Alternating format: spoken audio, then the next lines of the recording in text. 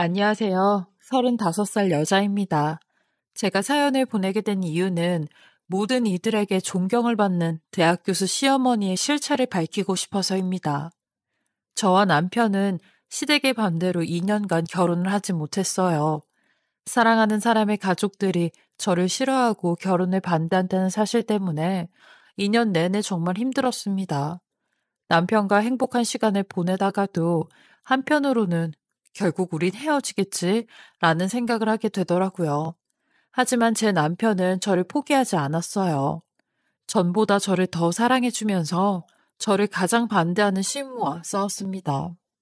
어느 날 남편에게 신난 목소리로 전화가 왔었어요. 자기야, 어머니가 자기랑 밥 한번 먹자고 하셨어. 우리 결혼 허락해 줄 것 같아. 그동안 마음고생 많았지. 내가 정말 행복하게 해줄게. 당시 그 말을 들었을 때 기분을 잊지 못해요. 2년간의 마음고생을 남편 한마디에 보상받는 기분이었죠. 그리고 드디어 시어머니를 만나러 갔습니다. 시어머니는 명문대의 교수셨어요. 남편도 가장 존경하는 사람을 어머니라고 말할 정도였어요. 저도 남편의 말을 듣고 인터넷에 검색해 본 적이 있었는데 많은 학생들이 존경하는 교수님이시더라고요. 저는 2년제 대학을 나왔고 작은 중소기업을 다니고 있었기 때문에 어머니 눈에 차지 않았을 거예요. 그건 저도 인정하는 부분이었죠. 어머니와 식사 자리에서 무슨 얘기가 나올지 너무 두렵더라고요. 약속 시간이 되고 고급스러운 한정식 집에 어머니와 만났습니다. 생각보다 대화는 순조롭게 이어졌어요. 생각했던 것만큼 깐깐한 분은 아닌 것 같았어요. 그런데 남편이 잠시 화장실을 간 사이 어머니가 이런 말씀을 하시더라고요. 며느리로 인정하는데 시간이 좀 걸릴 것 같은데. 솔직히 난 네가 영 마음에 안 들고 앞으로도 그럴 것 같다. 근데 네가 참을 수 있다면 우리 집 식구로 받아주마. 라고 하셨어요. 그리고 저희는 결혼을 했습니다. 그리고 아니나 다를까 혹독한 시집살이가 시작됐어요. 어머니는 집에서 말 그대로 공주였습니다. 살림도 전혀 할 줄 모르고 하려는 의지도 없어 보였어요. 손도 까딱하지 않았거든요. 시어머니는 워낙 바쁜 분이라 저희와 함께 식사 시간을 맞추기 힘들었어요. 그래서 전 새벽부터 늦은 밤까지 매번 밥을 2번씩 차려야 했습니다. 그럴 때마다 시모는 반찬이 이렇네 저렇네 잔소리만 늘어놓으시고 다 드시고 나면 먹은 그릇도 치우지 않고 정말 몸만 일어나서 나가셨어요. 반찬 뚜껑 닫아주는 게 그렇게 힘든 일인가요? 그리고 하루는 거실에서 책을 보시다가 저를 다급하게 부르셨어요. 저는 집 근처에서 친구와 잠깐 만나기로 해서 약속 장소에 나가는 중이었거든요. 어머니가 너무 다급하게 부르시니까 저는 무슨 일이라도 생긴 줄 알고 다급하게 집으로 뛰어들어갔어요. 그런데 정말 황당하게도 저를 부른 이유가 커피를 엎어서였어요. 어머니는 저를 보자마자 얘, 왜 이렇게 늦게 왔니? 러그에 얼룩 생기기 전에 얼른 손빨래 좀 해봐라. 이거 얼마나 비싼 건데. 전 너무 황당해서 멀뚱멀뚱 서 있었어요. 그랬더니 어머니는 얘, 말귀를 못 알아먹니? 이거 빨리 수습하라고. 아유, 답답해 정말. 하시더니 일단 책을 탁 접고 자리에서 일어나셨어요. 그 순간 저는 내가 이 집에 식모로 들어온 건가 싶었습니다. 그 큰 러그를 끌어안고 화장실로 들어가서 빨래를 하고 있으려니 눈물이 흐르더라고요. 남편을 사랑하니까 참고도 참았어요. 그런데 며칠 지나지 않아 저를 폭발하게 만든 사건이 발생했어요. 며칠 속도 안 좋고 생리도 불규칙해서 혹시나 해서 임신 테스트기를 해봤는데 2줄이 뜨는 거예요. 임신을 한 겁니다. 저는 너무 기뻤어요. 임신을 하면 시모도 나를 가족으로 인정하고 전보다 조금 더 예뻐해 주시지 않을까 싶어서요. 하지만 제 예상은 보기 좋게 빗나갔어요. 임신 사실을 기분 좋은 분위기에서 알리고 싶어서 그날 밤 진수성찬을 준비했습니다. 시부모님 2분과 저, 그리고 남편은 둘러앉아 식사를 시작했어요. 그런데 시어머니께서 반찬을 몇 번 집어먹더니 넌 요리도 생각 없이 하니? 음식을 이렇게 많이 하면 누구더러 다 먹으라고. 다 버릴 거니?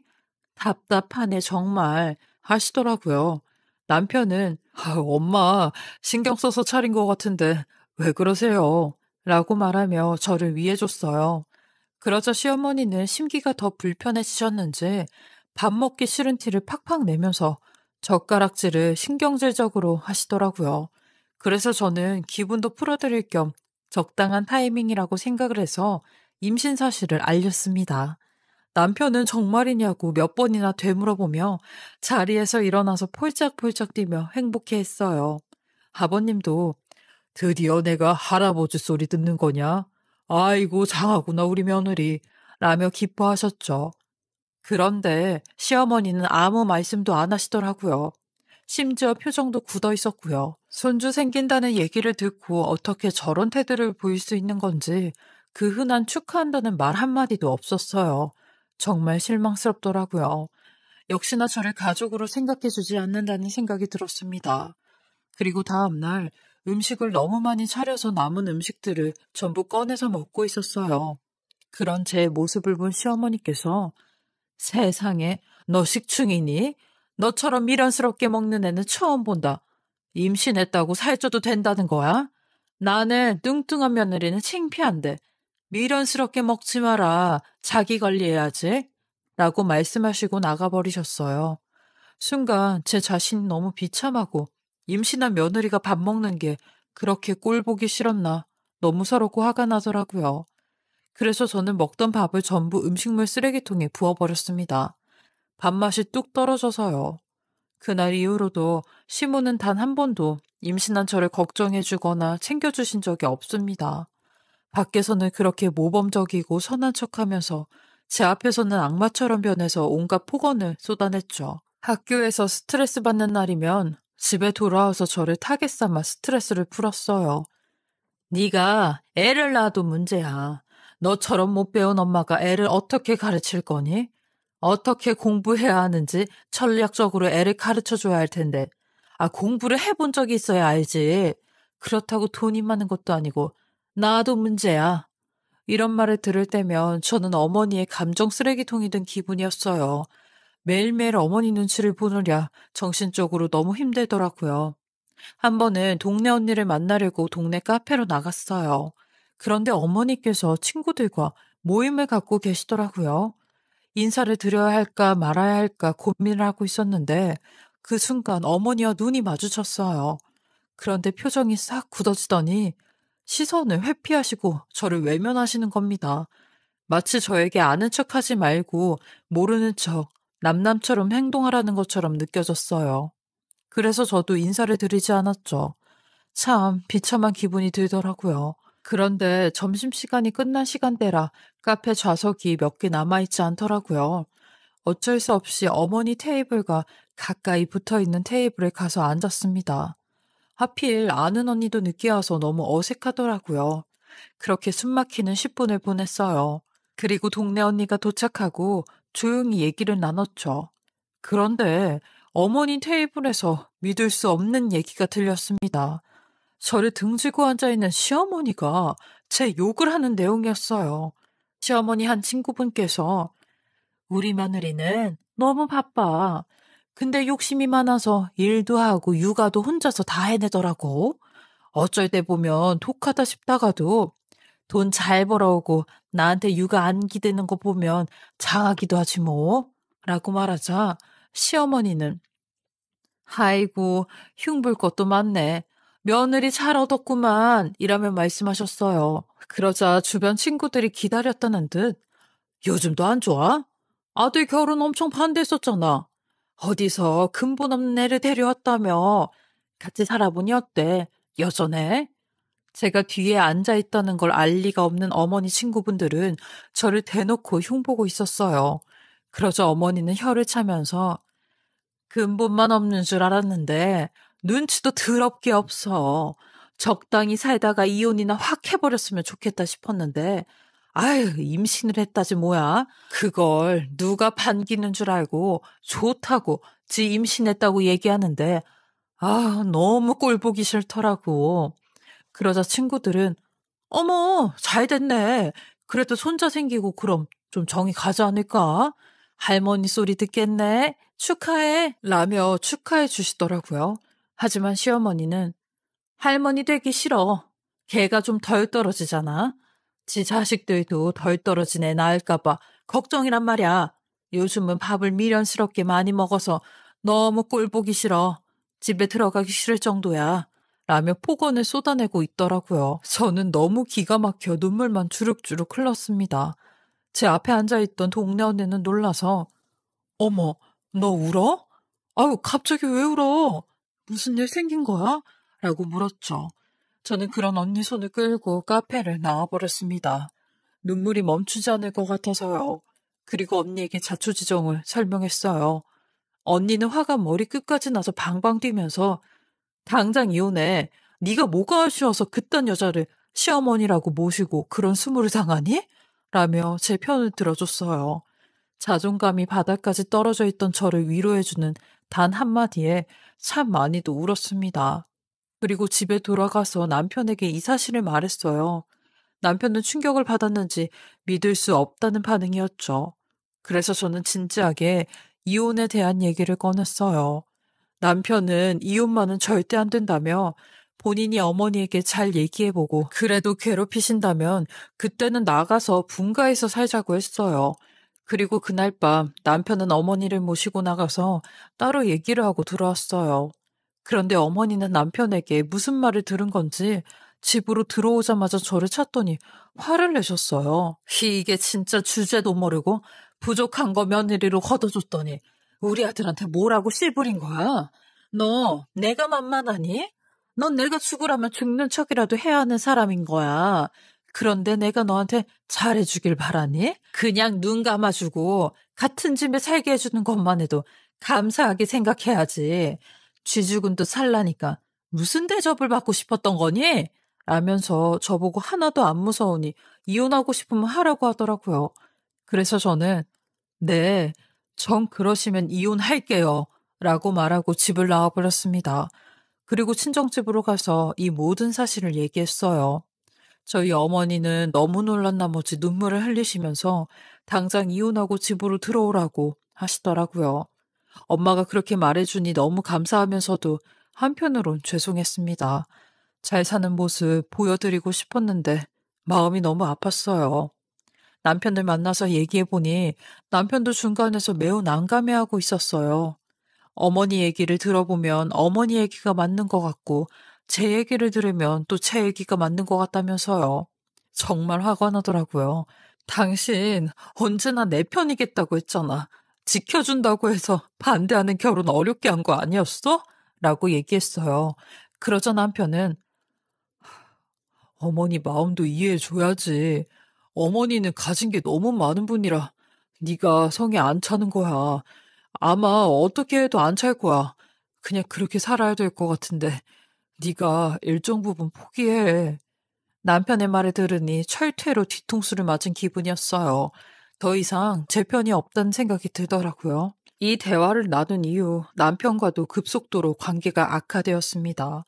그래서 저는 더 이상 눈치 볼 것도 없게 됐어요. 시어머니에게 복수를 결심했습니다. 시어머니가 방에 들어와서 폭언을 할 때마다 몰래 녹음을 했어요. 그리고 시어머니가 강의가 있을 때 저는 학교로 찾아가 봤습니다. 많은 학생들이 반짝이는 존경의 눈으로 어머니를 바라보고 있더군요. 그럴싸한 교수라는 껍데기 안에 감춰진 시어머니의 실체에 대해서 알지도 못하고요. 시어머니는 학교에서 정말 멋진 사람 같더군요. 학생들과도 벽 없이 잘 지내는 것 같아 보였죠. 그 모습을 보니까 더 화가 나더라고요. 저에게 한 번도 보여준 적 없는 미소를 보고 있자니 소름이 돋았습니다. 전부 가짜로 보였어요. 이 사실을 저만 알고 있으면 안 될 것 같다는 생각이 들었죠. 그래서 시어머니가 그날 밤 제게 또다시 폭언을 쏟아낼 때 저는 지지 않고 말했습니다. 이렇게 난폭한 어머니 실체를 저만 하는 게 너무 억울하네요. 그랬더니 시어머니는 호탕하게 웃으면서 말했어요. 참, 얘 좀 봐. 너니까 내가 이렇게 변한 거야. 너니까.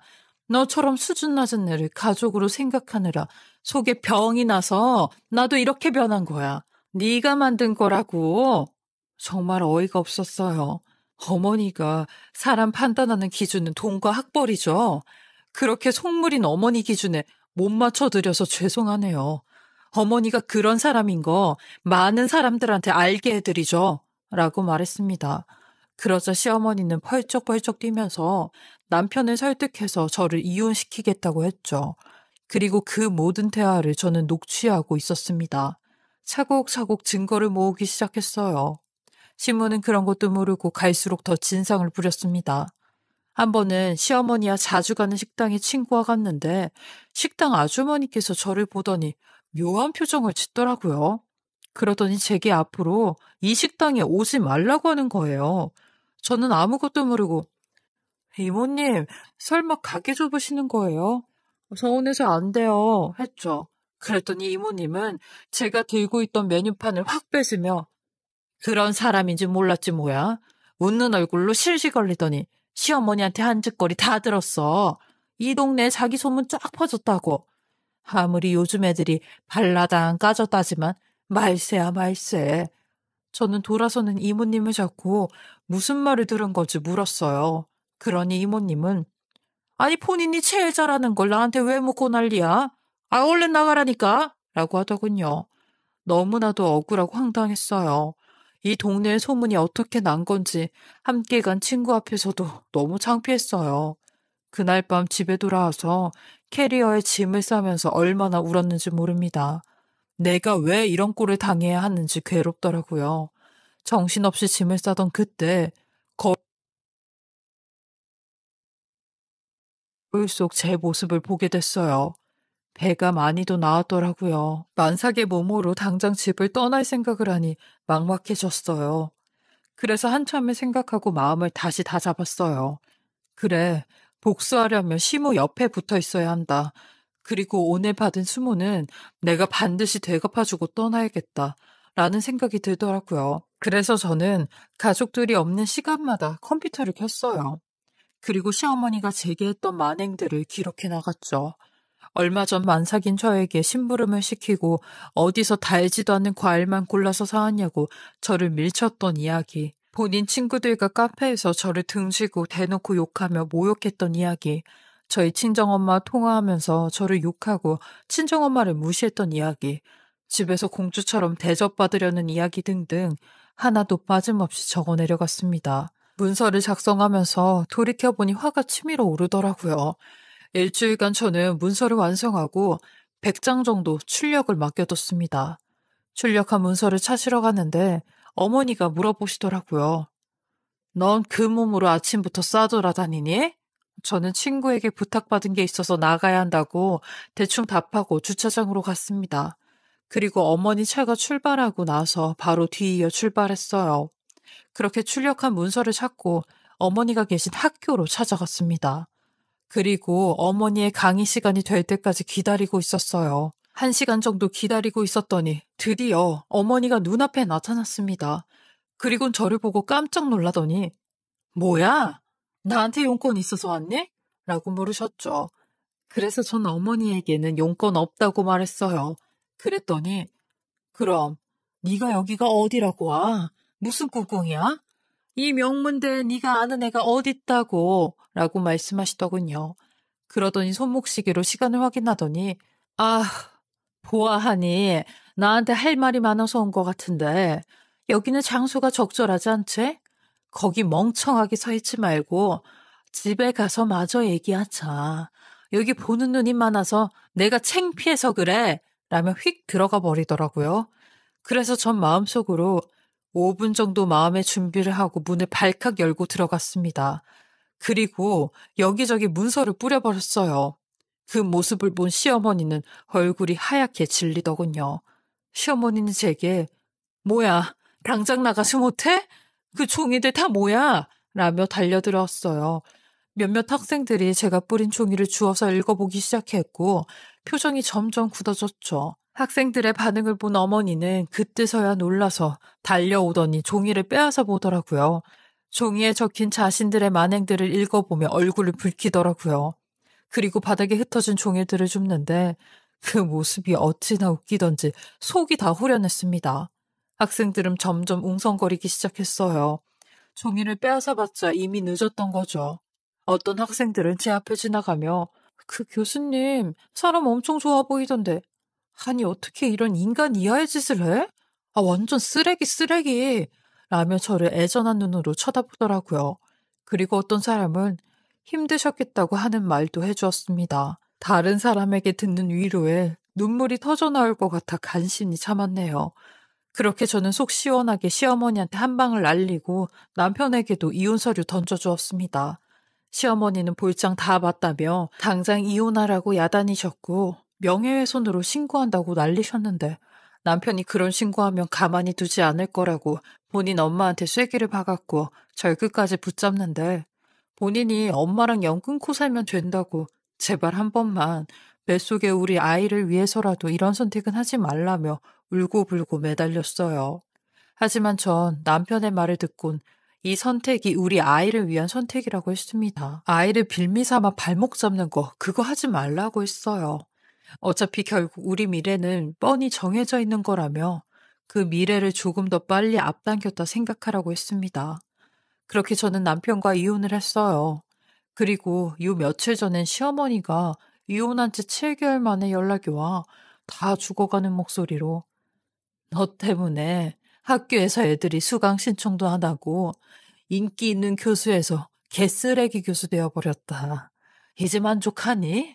네가 원하는 대로 됐으니 만족해? 그럼 다시 와서 우리 아들이랑 좀 살아라.